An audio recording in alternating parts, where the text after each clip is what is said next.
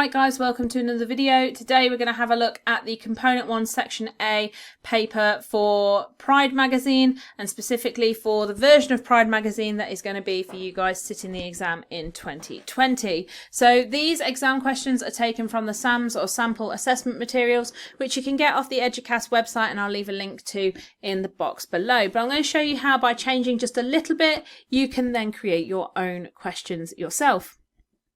Now, fortunately for us, Pride magazine, which we're going to have a look at, appears in 2 of these questions anyway. But for question 1, if we wanted to change that to make it about Pride, what we could do is to say question 1 is based on the front cover for Pride magazine, and we're going to explore how the magazine front cover to Pride uses the following elements of media language to create meanings. Okay, images, language, and layout and design. Okay, now for those of you who haven't already accessed the sample assessment materials, the magazine front cover that we're comparing Pride to is this one from Glamour, which stars Gwyneth Paltrow. So that will be coming up for question 2B. Focusing on question 1 though, looking at how the front cover for Pride uses media language to create meanings. This is the mark scheme, and as I've said before in previous videos, if you haven't already looked at them, check them out. I'll pop a link to one of them up in the top corner. The only difference between each of these levels is how much detail and the sort of style of detail or tone of detail that you put within your work. If you only do the basic amount of work, you're only going to get a basic amount of marks. So it's worthwhile putting in that extra little bit of detail and that extra little bit of effort. And one of the things that I get my students to do to help them when they get to their exam questions is to highlight the keywords of the question so they know exactly what is being asked of them. And if you've got one of those clicky pens that's got the different colours in it, then what you could do is to also split your I was jumping ahead there, guys. You could split your work up into different colours. So when we're looking at images, obviously we are looking at Naomie Harris. For language, we are going to focus on things like these cover lines that we've got. Okay, there may be more cover lines popping up in a minute. Yep, there they are. And for layout and design, we are looking at the product as a whole. Okay, so here's my go at images. Like the majority of magazines, Pride uses a single cover star to represent their magazine. In this edition, Naomie Harris is positioned centrally with her head over the top of the masthead. This signifies that the magazine is well known amongst the demographic. Furthermore, she is positioned in a strong and dominant position with her hand on her hip. This connotes that she is in charge and in control. However, it also elongates her body, which makes her more attractive, and is a common convention used with cover stars in other female magazines. Have I given excellent detailed analysis of the use of media language? Yes. Okay, there is very little that we can say about images here other than, I feel like, what we've said.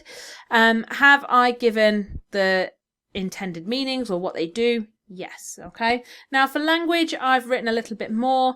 I could get away with doing a 3rd paragraph here, but you guys are going to mark and see what you think I would get here.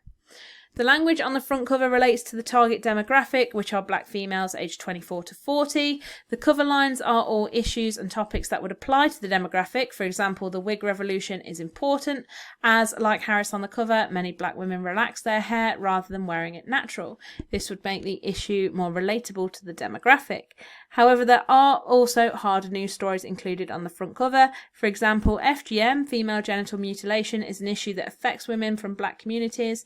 The fact that this is a taboo subject indicates that the magazines are not afraid of tackling hard issues and are also trying to raise awareness. And for layout and design, the layout of the front cover is very stereotypical and conforms to conventions within the genre. The fact that the cover lines frame Harris's body help to emphasise her curves and make her appear more feminine and stereotypically attractive. Furthermore, the magazine uses a recognisable house style that's comprised of serif fonts to indicate the fact that the magazine is serious. They also use the colours red and black to connote strength and power. Use that same mark scheme, because it's the same mark scheme for each part of the question, to mark my ideas and my answers. And if you want to, let me know in the comment section or through my Twitter what you think I would get for these. Alright, 2A, Return of the Mysterious Blue Line, for our social context question. Alright, now, as I've said with each of these questions, the key to it is to use that magazine or that particular product as evidence only. don't use it as a jumping off point to just say everything you know about the magazine, okay? The focus here is on the social context, using Pride as evidence. So social context would influence magazines because any gender specific issues that we would find within society are likely to come up on the magazine, as we can see here. Also, the fact that socially there are a lot of minority groups who are not represented, that might be something that means people want to get involved within that market and start representing those who aren't already represented. And also it's an opportunity to raise awareness of specific issues, as well as obviously using common conventions that we would expect to find in society at the time. Now the mark scheme that we've got is again very similar, with just these basic or keywords to help us understand what we need to do to get into that top band. And I want to emphasize again, I say it all the time, but I really mean it. It is absolutely achievable for any of you to get yourselves into those top bands, okay? As long as you are listening to what your teachers are telling you, you're taking on board that feedback, that criticism, and you're putting in that effort, you can come out with those top marks, okay? Now let's have a look at my answer. So social context influences magazines as they're a way of raising awareness of issues that the demographic face. For example, in the Pride front cover, one of the cover lines is regarding FGM. This is something that particularly affects the target demographic of black women and brings a taboo subject to the public's attention. Magazines are also so varied that they often target small specific audiences. This means that they represent a range of views and issues that the demographic face. The wig cover line on the Pride front cover, for example, is something that would not suit a Caucasian demographic. Finally, magazines also cover conventional ideas. For example, female magazines often include a list for their audiences to follow. In this instance, 7 ways to heat up those winter nights. So, have we got excellent, detailed, accurate knowledge and understanding of the influence of social context? Yes. Have I got highly appropriate reference to Pride? Yes. Okay. But it's this question here, question 2b, that is the big question. The question we need to really nail if we're going to get decent marks in media, because this single question is worth more than any other question across both papers. Okay. Now we're looking at the Pride front cover and Glamour. I've colour coded my answer, and again, if you wanted to, you could do this in your exam. You have enough time in your exam to annotate that resource. In this instance, it was the front cover to Glamour. You have absolutely got enough time and the right to scribble annotations around that image if it is going to help you, okay? And I would strongly recommend that you do so, and then come up with a little plan that looks like this. So similarities in blue then. Conventional positioning to emphasize the bodies of the women. And the cover stars are used to give aspiration for the demographic. However, differences.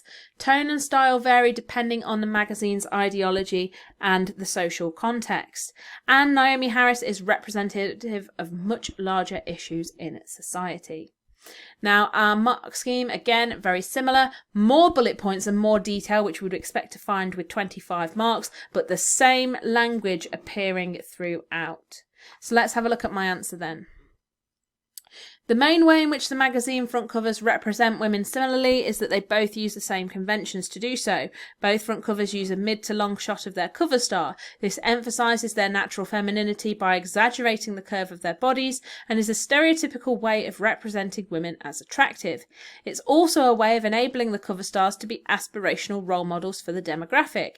In the front cover for Glamour, the cover line relating to Gwyneth Paltrow suggests that she is owning the mistakes she has made and enables her to give advice to the target audience the magazine is aimed at, 24 to 35 females. Having said that, there are other distinct differences between the front covers. The main difference is the fact that Naomie Harris is used to represent larger issues. Given that she is surrounded by cover lines relating to issues such as FGM and feminism, it makes it seem like she's the mouthpiece for the magazine. This enables the company to put forward their ideology to a wider audience and also to raise awareness of issues like that and also to raise awareness of issues that the majority of the audience may experience. Mrs. Parmenter, read your work. Another difference is that the women are represented differently to fit in with the house style and tone of the magazine editions. For example, Gwyneth Paltrow is happy and relaxed, which links to the pink colours on the front cover, and the overall ideology of the cover lines, which appear to be about love and life. Naomie Harris, on the other hand, has more rigid body language and is not revealing a great deal through her facial expressions, which makes her seem harsher. This is again representative of the cover lines, which contain more hard news items. All right, now at the time of writing, I thought that I had given a consistent use of the theoretical framework and consistently appropriate use of subject terminology. Now, I have given a lot of references to representation, which is in brackets, but there is nowhere near enough theory in this for me or for my liking. So please, guys, take a paragraph and rework it, put in some theory, or just suggest a theory that I could mention in a particular paragraph. Pop it in the comments section down below so that we can help each other out and we can share our ideas. I also thought that I had given a detailed and appropriate comparison, which I do think I have, but I do need to make sure I'm proofreading my work. Let this be a lesson to all of us. And I did think that I'd given well-reasoned judgments and conclusions. You might also think that I've given an excellent analysis, which if you do, thank you. I just think that's something that's a little bit more subjective. So you guys can mark me and grade me on that one.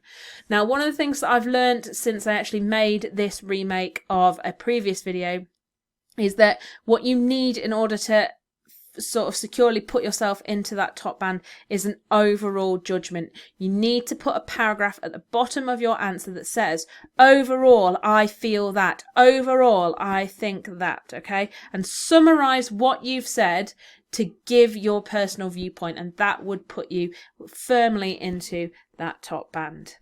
Okay, hopefully you found that useful. Here are our key terms for today. If there are any on here that you don't know and you want to ask me, then pop a comment in the comment section below or get in touch with me through Twitter at media_revision.